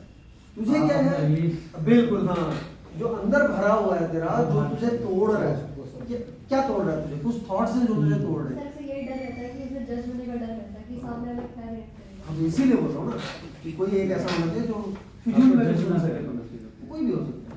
ठीक है, तो वो अगर ऐसा कोई है तो मुझे लगता है कि चीज़ें बहुत आसान हो जाती हैं उसके बाद, ये वो ब्लॉकेज हट जाता है ना। सर हाँ बोलो। पा लेते हैं, हमें मिल जाती है क्योंकि हमने बहुत मेहनत की है, उसके बाद हम उसके प्रति ग्रेटिट्यूड शो करते हैं टेम्पल्स में जाके, या फिर हम लोग ग्राउंड में आने से पहले सर हमारे रूल्स होते हैं कि हम चप्पल में नहीं जा सकते या फिर नहीं पहन चाहिए। रिस्पेक्ट और ग्रेटिट्यूड ये कितने से बहुत ज़्यादा जरूरी है लाइफ में, बहुत ज़्यादा जरूरी है। अगर ऐसा नहीं होगा तो हम कपड़े भी नहीं पहनते। हमने जन्म तो बिना चड्डी के लिए आते हैं, कैजुअल टॉक्स में अगर बोले तो, है ना। लेकिन उसके बाद कपड़े पहने हमने तरह तरह के, रंग बिरंगे भी पहनते हैं, है ना, सब कुछ पहनते हैं, स्पाइक्स भी बनाते हैं यानी कि बाल खड़े करते हैं, और उसके बाद अलग अलग चीज़ें पहनते हैं, इसमें अच्छी लग रही हो, इसमें अच्छा लग रहा हो, है ना, कई सारे क्वेश्चन होते हैं। ग्रेटिट्यूड इसलिए जरूरी हो जाता है क्योंकि हमें अहम नहीं आता उससे। ठीक है, जहाँ तक ग्राउंड में एंटर करने की बात कही तूने एक साहिल कि हम चप्पल पहन के जाते हैं, रूल हो जाता है। अगर तू उसे रूल की तरह लेगा ना तो वो तेरा ग्रेटिट्यूड नहीं है, है ना, दोनों में अंतर है। वो तेरे उसमें आना चाहिए, रिस्पेक्ट, बिल्कुल, वो तेरे आदत में आना चाहिए। ठीक है, तब तुझे वो भारी नहीं लगेगा। लेकिन अगर तुमने रूल ले लिया ना, क्योंकि आदमी ना जो ह्यूमन है वो कभी भी बाउंड्रीज में रहना पसंद नहीं करता। ठीक है, वो बाउंड्रीज में रहना पसंद नहीं करता। एक छोटा सा एग्जांपल, किसी रूम को बंद कर दो, उसमें कुछ मत रखो, उसको बंद कर दो और एक को बाहर खड़ा कर दो। जो वहां से पास हो रहा होगा उसको सिर्फ इतना बोलना है, इसमें मत जाना। हाँ, वो पक्का उसमें जाएगा कि आखिर इसमें ऐसा क्या है, क्यों मना किया जा रहा है ना। तो इसलिए क्या है कि जो ग्रेटिट्यूड है वो इसलिए जरूरी हो जाता है कि हमें वो अहम ना आए कि मैं हूँ, मैंने किया। तो हम करने के लिए ना, जब तक हम बांटेंगे, जब चीज़ें ये कल्चर में आता है, कल्चर में तभी जैसे हम लोग बात करते हैं कि कल के दिन में आप लोगों से कोई सक्सेस हो गया या कोई बहुत अच्छे उसमें जॉब में चला गया, एक दूसरे को सपोर्ट करना, वो क्या है, वो ग्रेटिट्यूड है ना, ग्रेटिट्यूड है। लेकिन उसके लिए कोई बोल के अगर कर रहा है वो ग्रेटिट्यूड नहीं है। मान लो मैं बोल रहा हूँ कि चलो साहिल को किसी ने बोला, प्लेयर ने, ऐसे एक दिन जिक्र आ गई, यार मैं वहाँ जा रहा हूँ, हमारा एक वो है, मेरे पास ना मेरे जूते पड़े हुए। ठीक है, साहिल ने अपने आप अगर जूते ले लिए, उसने जूते ले लिए, वो ग्रेटिट्यूड है। लेकिन अगर उसके बाद में उसने सुन भी लिया और उसके बाद में 10 दिन हो गए, वही उसी लड़के ने मुझे बोला, तो मैं फिर साहिल को बोल रहा हूँ लेकिन तब साहिल ने भेज दिए, वो ग्रेटिट्यूड नहीं है। वो तुम किसी न किसी डर के मारे या किसी न किसी कनेक्शन के मारे या किसी न किसी सोच के मारे कर रहे हो उसकी, है ना। तो ग्रेटिट्यूड आना बहुत जरूरी है, और ग्रेटिट्यूड होगा तो हमको देने की वो आएगी, एक प्रवृत्ति आएगी, और जहाँ देने का आ जाता है ना तो वो बहुत स्ट्रॉन्ग हो जाता है फिर। क्योंकि जब हम देते हैं किसी को तो हमारा बढ़ता है, ये सही है ना, हमारा बढ़ता है, तो इसलिए देना आना चाहिए लाइफ में।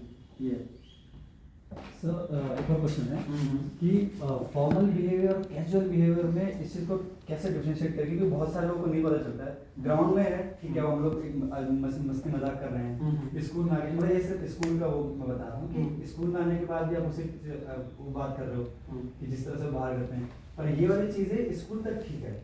उसके बाद जब हम स्कूल से बाहर जाते हैं ना तो वो वाली चीज़ें बहुत बार मतलब एक गलत मैसेज भी देती है। बिल्कुल कि अच्छा आप पहले क्या सीख के आए हैं, तो फिर बहुत सारे ऐसे एक्सपीरियंस नहीं है। हमारे टीचर तो हमारे साथ बहुत ओपन थे, अब उसकी वजह से अब जो पीछे से आ रहे हैं या जो आपको देख रहे हैं उनके बीच में गलत मैसेज चल जाता है कि ये तो ऐसे नहीं है करके, ये वाली चीज़ें। इस चीज़ को हम लोग कैसे चेंज ला सकते हैं, ये वाली चीज़ें? डिपेंड करता है सामने को। कैजुअल बिहेवियर और formal behaviour totally depends upon the situation and that particular moment who is in front of you, who is in front of you। ठीक है, अगर मेरा एग्जांपल लोगे आप तो मुझे बहुत लोग समझ नहीं पाएंगे, सबको ऐसा लगेगा यार ये तो गलत सिखा रहा है। ठीक है, कईयों को ऐसा लगेगा जब हमको देखेंगे, क्योंकि वो मुझे पूरा नहीं देख रहे हैं, वो मेरा एक पार्ट देख रहे हैं। वो मान लो किसी ने मुझे ग्राउंड में देखा तो वो सिर्फ मेरा ग्राउंड का पार्ट देख रहे हैं, ठीक है। लेकिन अगर मैं बाहर गया हूँ स्पोर्ट्स में तो मैं ग्राउंड का पार्ट गया मेरा, वहाँ मेरा वो वाला पार्ट नहीं है जो दिन में है पूरा, वो वाला पार्ट नहीं है, तो एक पार्ट देख रहा है वो। हो सकता है वहां पर वो मिसजज कर रहे हैं मुझे क्या, किसी को, मेरे प्लेयर को भी मिसजज कर सकता हूँ, ठीक है। अब यहाँ पर क्या है, इसलिए मैं बोल रहा हूँ कि सामने depends on the situation, that particular moment, और उसके बाद में who is in front of you, आपके सामने कौन है। आप जिस तरह से मेरे साथ रहते हो, अगर सामने आपके कोई दूसरा है, आप उसके साथ भी वैसे रहोगे तो गलत हो सकता है, या हो सकता है मुझसे बहुत अच्छा हो सकता है, लेकिन मेरे जैसा तो नहीं हो सकता। भाई कोई भी किसी के जैसा नहीं हो सकता, ठीक है, या उससे कम हो सकता है या उससे ज्यादा हो सकता है, कोई किसी के जैसा नहीं हो सकता, क्योंकि सबकी अपनी इंडिविजुअलिटी। उसमें सबसे अच्छा यह है कि आप सबसे पहले बहुत जल्दी रिएक्ट मत करो।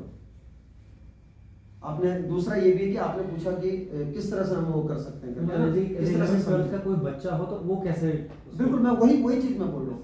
सबसे बेस्ट है कि आप बहुत जल्दी रिएक्ट मत करो। कहने का मतलब आप 12th में चले गए, 12th के बाद पास आउट हो गए, आपकी जगह नहीं है, लोग नहीं है, आपने 10-12 साल यहाँ बिताया हुआ है, आप अलग तरीके से रहे हो, वहां जाके भी वही चीज मत मांगो ना। यस सर, वही चीज मत मांगो। गलती कब होती है, गलती हम तो ऐसे ही थे, किसने कहा है आपसे ऐसे थे, किसने कहा आपसे ऐसे थे, आप नई जगह पे आए हो।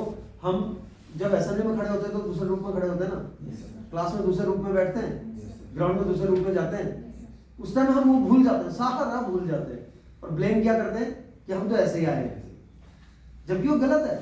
आप पीछे देख ही नहीं रहे हो आप कैसे कैसे रहते थे, दिन में असेंबली में कैसे रहते थे, ग्राउंड में कैसे रहते थे, क्लासरूम में कैसे रहते थे, आप जब लड़की से बात करते थे तब कैसे करते थे, मैम से बात करते थे तब कैसे करते थे, सर से बात करते थे तब कैसे थे, हॉस्टल में किसी लड़के से बात करते थे तब कैसे थे।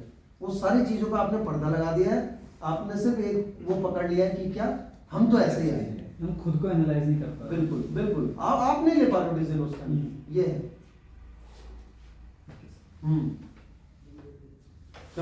एक बार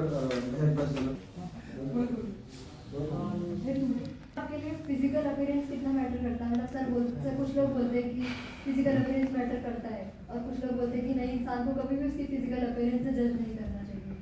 ओके, बैठ जाओ। अगर मैं ये कहूँ कि क्राइम है तो कोई गलत नहीं होगा, बताता हूँ कैसे। अब मैं एक एग्जांपल देता हूँ आपको। अक्सर हम करते हैं, कथाओं में भी हम सुनते हैं कि जब जहाँ हनुमान, पहले बहुत पुराने समय में चले जाते हैं, कितने लोगों ने दिखा दिया था कि उनकी भक्ति इतनी हो कि उनके सीने में वो बसे हुए, कितने लोगों ने दिखाया था, कितने प्रभु लोगों ने दिखाया? सिर्फ एक ने बस। किन्होंने? हनुमान जी ने। बिरले लोग हैं, है ना। लेकिन दूसरा, अब आपने पूछा कि अपीयरेंस। अब मुझे एक चीज बताओ, मुझे एक स्मार्ट लड़का चाहिए जो स्कूल को कमांड करे, या एक स्मार्ट लड़की चाहिए? मैं उसके अंदर घुस के देखूंगा? No sir. नहीं। मैं कहाँ से सिलेक्ट करूंगा? उसकी ड्रेस, यस बिल्कुल, उसकी ड्रेस, उसने कॉम अच्छे से किया है नहीं किया, लड़की है तो उसकी चोटी बधी है या नहीं बधी है, अगर पोनी बनाई है तो किस तरह से बनाई है, उसके बटन सही है या नहीं है, उसका ब्लेजर सही है या नहीं है, उसका जूता सही पॉलिश्ड है या नहीं है ना? लड़का है तो आइरन है या नहीं है, ब्लेजर पहने है नहीं पहना है, बेल्ट सही से लगी है नहीं है, पकड़ किस तरफ है, क्योंकि यूनिफॉर्म सभी लोग पहन के आए हैं, यूनिफॉर्म सभी लोग पहन के आए हैं, और बाकी चीजें भी सभी लोग लेके आए हैं, है ना? बाकी चीजें भी सभी लोग लेके आए, लेकिन अब कहाँ इंटरनल अपीयरेंस करता है मैटर, लेकिन वो कब करेगा? जब मैं उसको दो लोगों को बुलाऊंगा, दो लोगों में जब मैं देखना शुरू करूंगा, कंपैरिजन भी जो होगा वो पहले कहाँ होगा? पहले आउटर में होगा, उसके बाद इनसाइड जाएंगे ना हम, है ना? तो आप कितने अच्छे हो ये आपके व्यवहार में भी तो झलकना चाहिए, तो आउटर अपीयरेंस बहुत एलिमेंट वो इम्पोर्टेंट। सर मेरा क्वेश्चन ये है कि जैसे सर हम सभी को पता है कि आप खाने के कितने शौकीन हैं, तो सर मेरा क्वेश्चन था कि जब आप एज अ प्लेयर खेलते थे तो एज अ प्लेयर खेलते थे तो सर क्या आप मतलब अपनी डाइट में क्या कंट्रोल रखा, क्या डाइट आप लेते थे या क्या क्या चीज़ें आपने बिल्कुल छोड़ दी थी? अनुष्का की बात क्लियर आ जाएगी, है ना? मतलब मेरा ये तो मेरा अच्छा खासा इंटरव्यू हो गया। तो इसमें क्या है, देखो जब है कि आपने पूछा कि जब आप स्पोर्ट्स पर्सन थे, खाने का शौकीन हूँ, वो बहुत फूडी हूँ, है ना? लेकिन मैं जब खेलता था तब इतना नहीं था, बता दूँ साफ आपको, जब तक मैं खेल रहा था तब तक मैंने बहुत कंट्रोल नहीं है, लेकिन मैंने वही चीज़ खाई है जिसकी मुझे जरूरत थी, मुझे मतलब मेरे शरीर को जरूरत थी, मेरी परफॉर्मेंस को क्या बढ़ा रहा था, उस चीज़ को मैं खाता था, ठीक है? अब थोड़ा सा क्योंकि मैंने, या ये भी हो सकता है कि मैंने जो 12-14 साल थे वो बहुत चीज़ें छोड़ी हुई थी, छोड़ी इन द सेंस कि अपने आप ही वो चीज़ें आप खा रहा हूँ, ये भी हो सकता है इसका एक रीजन फूडी होने का, है ना? तो आप इसको कैसे भी ले सकते हैं, लेकिन जब तक मैं स्पोर्ट्स करता था मैं बहुत पर्टिकुलर था खाने के मामले में और हर चीज़ में, क्योंकि मैंने कहा ना मेरे पास सेकंड बैकअप नहीं था कुछ भी, कि ऐसा नहीं होता तो वैसा हो जाता, मेरा ये था कि मुझे ये करना है बस, इसलिए। हाँ सर मतलब होता ही है कि हम इस एज में सबको क्रेविंग होती है कि नहीं वो करते हैं, तो सर उस क्रेविंग को कैसे कंट्रोल किया जाए? क्योंकि सर मैं अपना एग्जाम्पल लूँगी, मुझे बहुत होती है कि नहीं ये मतलब अच्छा नहीं है हमारे इसलिए जो भी है, लेकिन कोई जाते कि नहीं यार अभी तो सब खा लेते हैं, कुछ नहीं लग रहा तो खा लेना चाहिए, कोई नहीं, क्या फर्क पड़ता है, अभी तो खा रहे हैं। इस चीज़ को हम कैसे कंट्रोल करें?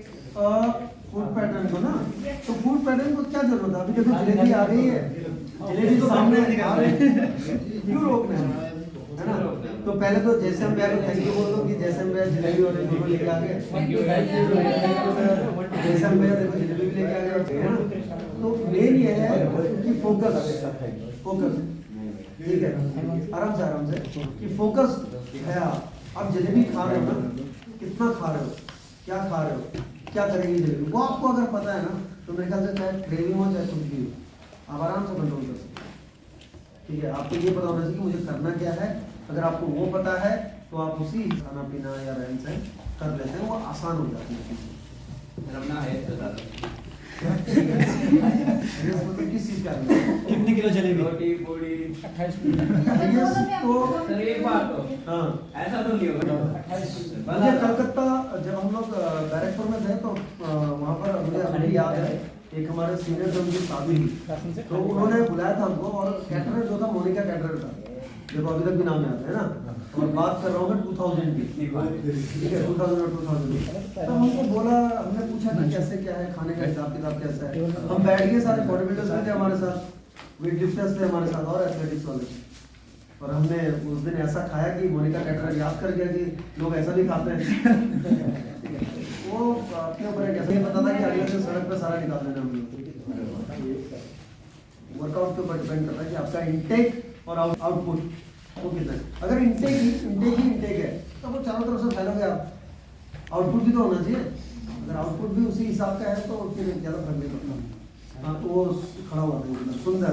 हाँ सर, आपकी स्कूल जर्नी जैसे सबकी होती है, बैठो जैसे सबकी होती है, पहले कच्ची एक से पढ़ा, प्राइमरी पाठशाला नहीं है गाँव, ठीक है, वहाँ पर पढ़ता था प्राइमरी पाठशाला में, सरकारी स्कूल जो बोलते हैं ना गवर्नमेंट स्कूल, उसमें था। तो पहले कच्ची एक में, फिर पक्की एक में, फिर 2, 3, 4, फिर मैं हॉस्टल चला गया, आर्मी स्कूल में पढ़ा आसाम राइफल के। उसके बाद में फिर केंद्रीय विद्यालय चला गया, फिर कॉलेज में आया NBPG मोतीराम बाबूराम स्नातकोत्तर महाविद्यालय हल्द्वानी, ठीक है। ये मेरी स्कूलिंग थी। और उसके बाद एयरफोर्स में चला गया, जैसे सबकी होती है, पहले एडमिशन लिया, हर क्लास पास करनी पड़ती है। फैमिली का क्या रिएक्शन था जब आप गए कहाँ आर्मी में? फैमिली का रिएक्शन, फैमिली तो खुश थी, क्योंकि मैं एक ऐसी फैमिली से आता हूँ जहाँ पर ज़्यादा उन्हें, मेरे पापा CRPF में थे और भी शूटिंग करते थे, स्पोर्ट्स में थे। और उसके बाद में गोल्ड मेडलिस्ट भी है सर। हाँ, मैं चाचा जी के साथ रह के पढ़ा, मैंने पूरा अपने बड़े चाचा जी के साथ रह के, वो आसाम राइफल, तो पूरा वहीं रह के किया मैंने जो भी किया सब कुछ। अभी हम भोपाल में नहीं है ना, तो दूध हमारे पास है। दीपांशु तो सोच रहे कि मुझे मेरा क्वेश्चन है कि जैसे सर 2 लोग साथ में प्रैक्टिस कर रहे हैं या फिर सर कोई बाद में भी आया है, ऐसा नहीं है सर, उसका बहुत लेट हो रहा है, फिर मतलब अपॉर्चुनिटीज़ नहीं मिल पा रही, उतनी प्रैक्टिस के बाद, उतनी उसके बाद अपॉर्चुनिटीज़ नहीं मिल पा रही, तो सर वो दूसरों मतलब वो उस कंडीशन में कैसे डील करेगा? और सर अगर कर भी लिया उसने, तो सर उसे ये बताने में डर लगता है कि अगर मैं दूसरों को बताऊंगा, ये चीज़ से सबसे शेयर होगी, तो कहीं ये डर रहेगा कि इसमें स्पोर्ट्समैनशिप नहीं, दूसरों को अप्रिशिएट नहीं कर पाता या अप्रिशिएट नहीं कर पाती, इसमें जेलसी वाली कि इससे आगे निकल रहा है, तो सर उसको कैसे हम वो करें? अगर तुम इतना सोच रहे हो तो तुम सही से स्पोर्ट्स कर ही नहीं रहो, सबसे पहली बात, ठीक है। बैठ जाओ अनुष्की। सबसे पहली बात, आपकी जर्नी आपकी है, किसी और की नहीं है। लाइफ में ये चीज हमेशा याद रखना आप लोग कि जो मेरी जर्नी है वो मेरी है, किसी और की नहीं है। उसके लिए मेहनत मैं कर रहा हूँ या मैं कर रही हूँ, कोई और नहीं कर रहा है। मुझे अगर अपॉर्चुनिटी नहीं मिल रही है अभी, तो मुझे नहीं मिल रही है, किसी और को मिल जा रही है। वेरी सिंपल है ना। उस अपॉर्चुनिटी में हो सकता है मुझे अपॉर्चुनिटी अभी नहीं मिल रही है, ठीक है, मेरी अपनी है ना, जर्नी मेरी अपनी है। प्रैक्टिस तो मैं कर रही हूँ या मैं कर रहा हूँ प्रैक्टिस, तो मुझे नहीं मिल रही है, उसको मिल गई। कोई हो सकता है मुझसे बाद में आया होगा, मेरे साथ वाले ही हैं। अगर मैं अपनी बात करूँ, मेरे साथ वाले बहुत लोग हैं जो अभी इंटरनेशनल हैं। अभी कल परसों आपको बताया था, चौबा देवी इंडिया कोच बन गई, इंडिया कोच है अभी, ठीक है, सीनियर वुमेन की। राजमोहन सर अभी इंडिया एथलेटिक्स में अभी एशियन उसमें भी थे, एशियन गेम्स में, ठीक है। बहुत लोग हैं जिनको मैं जानता हूँ, बहुत अच्छे फील्ड में, बहुत उसमें जो मेरे साथ के थे। लेकिन क्या उन्होंने मेरी जर्नी करी है? नहीं करी है। उनकी जर्नी मैंने करी है? नहीं करी है। तो उनकी जर्नी के बारे में मैं क्यों सोचूं? वो अच्छा कर रहे हैं, मुझे बहुत अच्छा लग रहा है, मैं 4 लोगों को बताता हूँ, मैं उनकी जर्नी को मैं उनकी सक्सेस को शेयर करता हूँ, उनकी जर्नी को शेयर नहीं कर सकता मैं ना। मतलब ये सब टीन एज में ज़्यादा होता है कि हम अपने स्पोर्ट्स ही नहीं, किसी भी फील्ड में अगर अपने साथ वालों को ग्रो होता देखते हैं, वैसे नहीं कि उन्हें अप्रिशिएट नहीं करते, लेकिन हम पर्सनली होते कि यार हमारा कुछ होगा नहीं, कब होगा, हमें कब अपॉर्चुनिटी मिलेगी। सर आप उस कंडीशन में कैसे डील करें? बिल्कुल, उस कंडीशन में प्रिपेयर करें कि नहीं हमें करना है और टाइम बचा है हमारे पास। बिल्कुल। टीन एज में ज्यादा इसलिए होता है क्योंकि उस टाइम में सारे भूखे होते हैं। Yes sir. ठीक है, सबको भूख बराबर होती है, और किसी की भूख, किसी को रोटी मिल रही होती है, रोटी इन द सेंस सक्सेस, ठीक है, सिंबॉलिक है वो, कि किसी को मिल रहा होता है, किसी को मिल के भी उसके सामने रखी लेकिन उठा नहीं पा रहा, जबकि वो मेहनत भी कर रहा है, तो उसमें कुछ नहीं है। आप अपना जो प्रोसेस है, मैं बोल रहा हूँ ना कि अपने आप को स्ट्रॉन्ग रखोगे, ठीक है। सेल्फ डिसअपॉइंट होने लग जाते हैं, दूसरों को हम बहुत अप्रिशिएट करते हैं, ऐसा नहीं कि हम दूसरों से भी प्रॉब्लम होती है, मतलब खुद से करते कि सब ग्रो कर रहे थे, हमारी क्या हो रहा है, हम क्यों नहीं कर पा रहे। नहीं तो खुद को कहाँ रख रहे हो आप? वही तो बोल रहा हूँ कि आप अपनी जर्नी को कंपेयर करना शुरू कर दो। आप कंपेयर करो, कंपैरिजन बंद करो, अपने आपको वो मिल जाएगा, क्योंकि आपकी जर्नी आपने करी। मान लो मैं रास्ते में चल रहा हूँ, मुझे जाना है राजपुर रोड में, आपको ये ले लेते हैं, पैसिफिक मॉल ले लेते हैं, ठीक है, पैसिफिक मॉल जाना है, मुझे भी जाना है और इसको भी जाना है, हिमांशु को भी जाना है या इसको साहिल को जाना है, ठीक है, हम तीनों जा रहे हैं, जाना हमको वहाँ है। अब ये दोनों मेरे से पहले पहुँच गए पैसिफिक मॉल, ठीक है, मैं पैसिफिक मॉल के बाहर पहुँच के मैंने, ये दोनों मुझे दिख गए, ये तो पहले से पहुँचे हुए, ठीक है। मुझे कदम बढ़ाने की बजाय मैं क्या कंपेयर कर रहा हूँ वहाँ पे, भाई यार ये कैसे पहले पहुँच गए, ठीक है, और वहीं से चिल्ला रहा हूँ, हाँ हिमांशु बढ़िया, भाई साहिल बढ़िया, लेकिन खुद एक कदम नहीं बढ़ा रहा हूँ। तो मंजिल तो है ना, रास्ता भी तय कर रहे हैं। तो मेरी जर्नी मेरी अपनी है। हो सकता है मैंने रास्ते में इतने मजे ले लिए, रास्ते में मुझे इतनी चीजें मिल गई जो इनको पता भी नहीं है अभी, ठीक है। ये सीधे चले गए वहाँ, कहाँ, पैसे ये वहाँ पहुँच गए, अब ये कैसे गए मुझे ये भी नहीं पता। हो सकता है इनने टैप करके बोल दिया ये, लेकिन वो रास्ते में जो चीज़ मिली है, रास्ते में जो चीज़ था वो तो नहीं मिला ना इनको। वो चीज़ है, अपनी जर्नी अपनी है, कभी भी उसको कंपेयर नहीं करना चाहिए किसी से। और सक्सेस कोई जरूरी नहीं है सबको एक साथ मिले, कोई जरूरी नहीं, और ऐसा होता भी नहीं। ठीक है, सबके अपने अपने सक्सेस है अपने, तो उसको किसी के साथ कंपेयर मत करो। लो।